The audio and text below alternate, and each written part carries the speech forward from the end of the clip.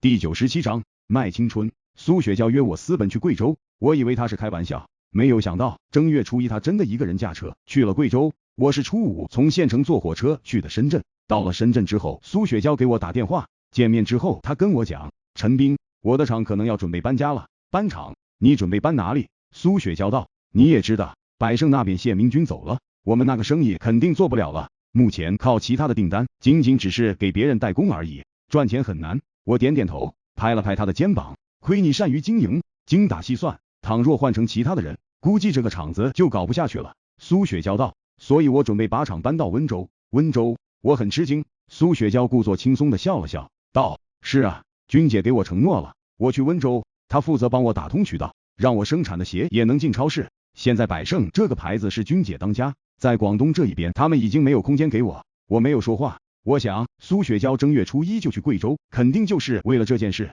郑小军不是省油的灯，他能够在老黄的众多二奶大军中脱颖而出，这个女人的心机城府，算计谋略又岂能一般呢？我甚至觉得郑小军就是故意这么搞的，他的目的就是要把苏雪娇搞到远处去。但是这样的事情我根本没有办法干涉，因为我没有身份干涉。我问苏雪娇，雪娇，那你这个厂怎么办？这些设备怎么办？这里的一切我一共投了30多万，君姐40万全部给我收了，我拎包走。温州那边我们签了合同，他也资金入股，我们一人拿20万出来，我控股占大头。我知道苏雪娇把一切都算好了，她做事情虽然没有郑小军那么犀利，但是也绝对不是一个别人可以随便拿捏的人。我的心情有些不好，苏雪娇情绪也低落，我们一起找地方吃饭，然后去宝安。到了宝安体育馆，苏雪娇抱着我的胳膊，泪珠哗啦啦的流。我家的钥匙给你一把，周末你可以过来住，帮我照看一下房子。我不知道该怎么说话了，我想说不用了，但是开不了口。苏雪娇便把钥匙塞到了我的口袋里面。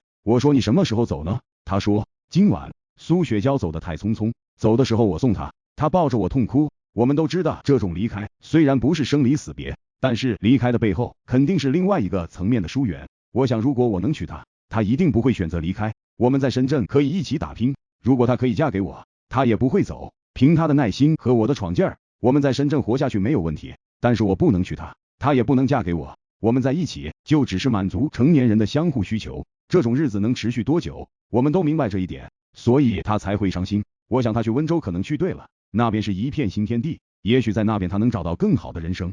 ZXR 此心安处是吾乡。我想把这句话送给苏雪娇，但是我担心她可能搞不懂意思，所以我就藏在了心里。我看着她的车消失在视线中，我想在深圳我再也没有一个知冷暖的人了。那一瞬间我内心涌起的孤独感让我想哭。我回福田区的路上，郑小军给我打电话，问我是不是心情不好。我说是的，我准备去喝酒。他说他知道一个地方可以喝酒，问我去不去，然后他直接驾车来福田。喝酒的时候我问他，军姐，你是不是故意把苏雪娇搞到温州去的？郑小军道，你知道雪娇正月初一就去贵州是干嘛吗？我们家办酒，我给我老妈做50岁大寿。我皱了皱眉头。郑小军又道，那天去的人很多，不止苏雪娇一个人，大都带着目的去的。我接手了百盛鞋厂，这里面有多少油水你是知道的，谁不想通过我赚点钱？最终我给了苏雪娇机会，她去温州搞厂子，如果搞得好，我保她一年挣3到40万，她自己选择愿意去的。到你这里怎么就成了我故意让她去温州呢？我沉默，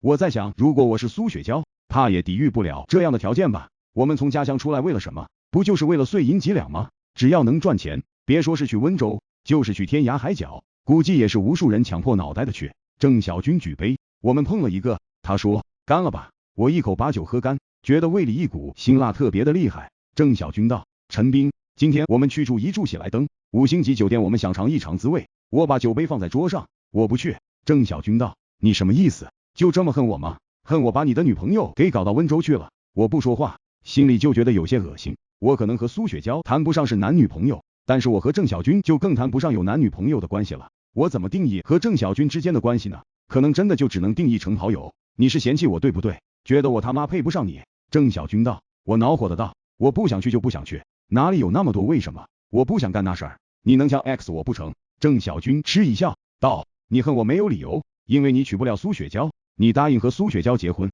我马上给她打电话让她回来，我还给她同样的条件，你做不做得到？我操！我摘掉了眼镜爆了一句粗口。郑小军不依不饶的道，你觉得一个女人有几年青春可以挥霍？苏雪娇待在深圳，你是男人无所谓，她陪着你挥霍青春，等到自己人老珠黄吗？我很恼火，因为我觉得郑小军就是捡我的痛处桶。我道，那你挥霍了多少年青春了？你的青春可以挥霍一辈子。郑小军道，我他妈从来没有挥霍过青春，老子是把青春当了钱了，我卖了，我一年卖几十万，现在可能一年还卖上100万。苏雪娇的青春你是不是也花钱买？